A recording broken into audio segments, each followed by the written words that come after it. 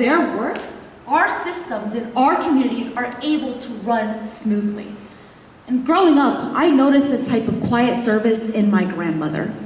She was kind of the glue that held my family together. Her day started at 8 a.m. bright and early, making sure that she always had food ready for my father when he went to work. Then she would come to my room, barge open, and wake me up, constantly making sure that I would be on time for school because I was always late. There were also times that my mom and I would argue, and she would be that person in the middle to make sure that we weren't too angry at each other. And at the end of the day, knowing that I loved her and she loved me, and she didn't want us to argue anymore. And of course, I can't forget about the biggest fact, that when my mom immigrated here to the States when she was just 20, leaving behind her 5 siblings and all of her relatives, my grandma was the one to make sure that she wouldn't be alone. And she told her that she would come with because she couldn't dare stand the chance and the thought of her daughter being alone in the States. We never called these acts of service. We never called this leadership. My grandma just did these actions and she made these decisions because she wanted to, and she thought that this was the right thing to do. Now, of course, as I keep growing up, I kind of recognize and realize, and I'm really thankful for all the things that she did. But it makes me realize that quiet service is often the hardest type of service. I mean, there's no immediate reward, and there's no one putting you on the front face of a magazine saying, "Thank you, Caitlin Nguyen, for doing blah, blah, blah." And my grandma definitely wasn't doing it for fame or popularity either. But because she did it, our family was able to be united. We're often taught to associate service with visibility. How many volunteer hours do you have to take a picture and to post it onto social media? And I totally understand. As a high school student who has been volunteering, us also with Interact, I want a picture taken of me. I want to post it. I want to share that I'm doing something good for the community. I want people to know that I'm out and about, and I want to commemorate this moment. But it's hard to realize and to acknowledge all the people that we don't see day to day. But at the end of the day, this service is guided by values, which is seen in the Rotary 4-Way test every single day. Is it the truth? Especially when honesty can be so tough and silence would be easier.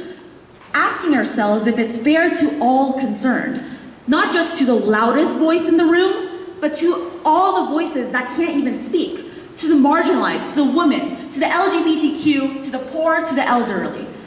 Asking ourselves if it will build goodwill and better friendships, just as my grandmother had done to intermediate between me and my mother. And finally, if it's better to all concerned, beneficial to all concerned. Talking about not just today, but for generations to come, for my kids and my kids' kids, and for the earth in 100 years' time. My grandmother, it's hard to memorize and honor her legacy. But when I think back at her, I think about all the things that she did.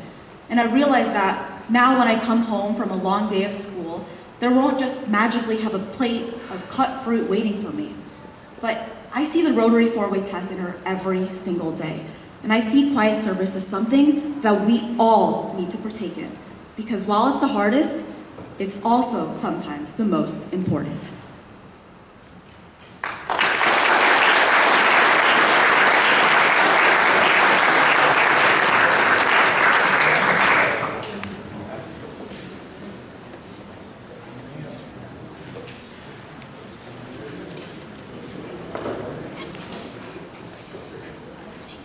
All right, how about another hand for our wonderful students so far? Pretty awesome. Impressing the heck out of me. Put me on the spot up here. I think I gotta do my walk. Anyways, coming up, we have the Western Theme fundraiser coming up. It's put together by both the Morning Club and our club. We will be having a meeting next Monday here at 12 o'clock. So anybody that can help on my side of the team, I need some helpers with this to finalize the stuff. We've been planning this but I do need some helpers for the final run to the end here to get this thing going. Anyways, it's April 25th, limited seating, $100 per ticket.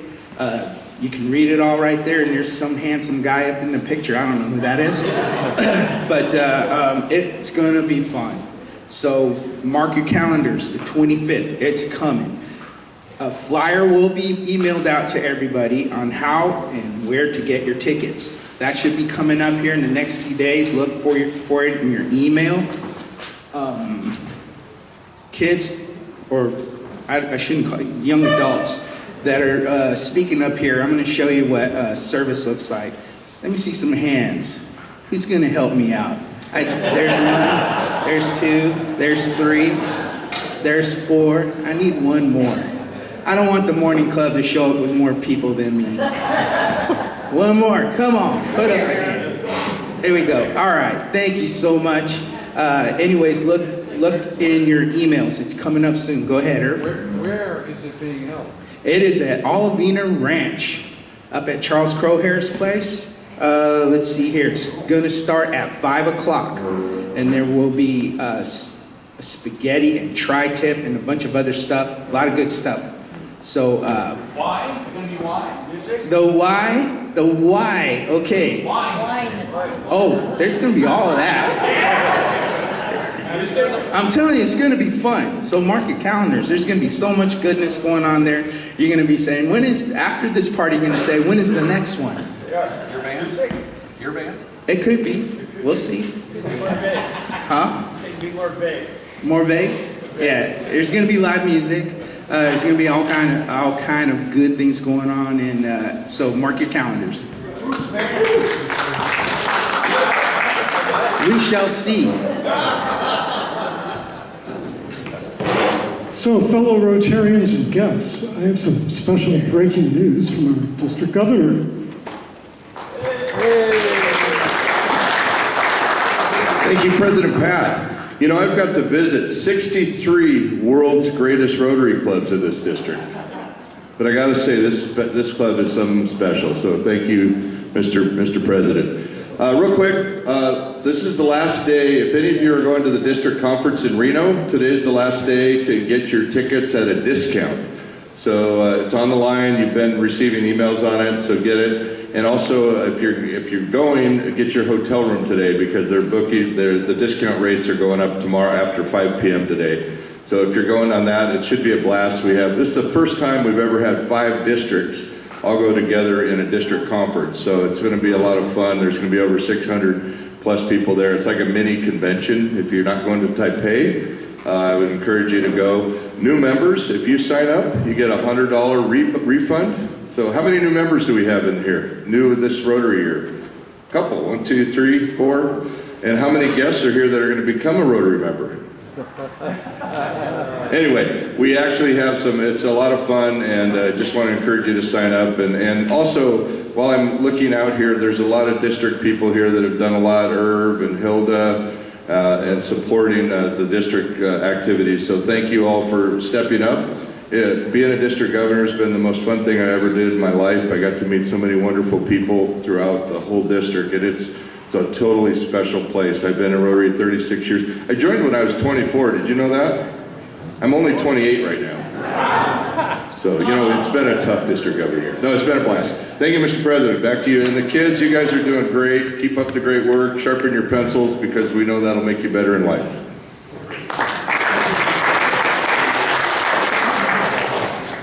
Thanks very much, DJ Herb. Next, do we have any other announcements we haven't covered already today? Okay, that's it. Okay, that's it. Is this a wrap? Brag and boast. Brag and boast, yeah. There you go. Who wants to brag and boast and help the club? Oh, Tim Barrett. Great. I am so proud. My youngest son, Brian, has just gotten engaged to his girlfriend, Stanell. So they're getting married this year.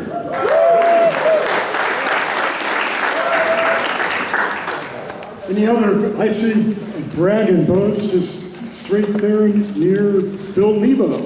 Oh yes, hi, my name's Nancy Lewis. I'm here today as Hi, Nancy. Saw this sign, and is Dennis DeFreitas here?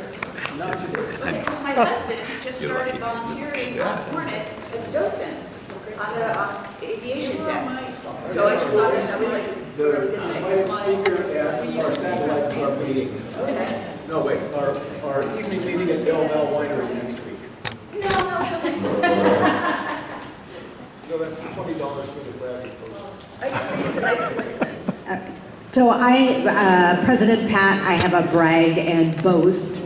And that was that I had an opportunity in just about a month ago to actually fly with Bob Cowan in Doris. It was a beautiful flight. The hills were all green, so we left the Livermore Airport and flew over the Golden Gate Bridge and back.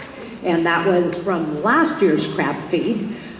So I just want to brag and boast in honor of Bob for donating that and for the privilege to do that with him, and then also to give a boast for him and a shout out for everything he did this year's crab feed. So I will donate $100 to the Thank you, Carolyn. So we had a little interlude here, and I understand that we're just waiting for... Actually, I'm going to come up and introduce speakers.